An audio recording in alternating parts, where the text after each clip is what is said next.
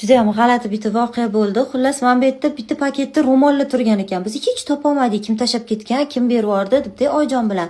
Reklamaga kelgan desa, ular berib yubormagan. Men ro'mol so'rab istoriya qo'ydim-ku, o'shanda menga rosa ko'p profillar chiqdi. Ichidan bittasini tanlab oldim, uni gaplashdik ham, oldim ham ro'mollarimni de. Uni tushunmay qoldim qatdan kelganiga. Xullas, bugun adminim qilyapti-da, sizga bittasi tashab ketgan ekan ro'mol deb. So'rasak, Feruzaxonga chin dildan hadya deb tashab ketgan ekanlar bitta ayol. Tanimaymiz ham ularni. Keyin nimaga atmetka qilib bermayaptilar? 3 kun bo'ldi. Nimaga atmetka qilmayaptilar? Biz kutib o'tiribmiz. Qachon qilib beradilar deb so'rab yotganmish tinmasdan. Keyin adminim aytgan, "Menga qarang, siz uni hadya qilib tashib ketibsiz-ku" desa, "Ha, nima qilibdi atmetka qilib bersinlar" debdi. "Yo'q, atmetka qilib reklama qilinadigan bo'lsa, pulini berishingiz kerak. Aplata qilsangiz keyin qo'yib beradilar. Hadya bo'ladigan bo'lsa, qo'yib bermaylarsa, bo'lmasam qaytarib olib ketaman" debdi. Eng qizig'i, men u ro'mollarni umuman uramayman. Boshdan tushib ketadigan g'alati ro'mollarda.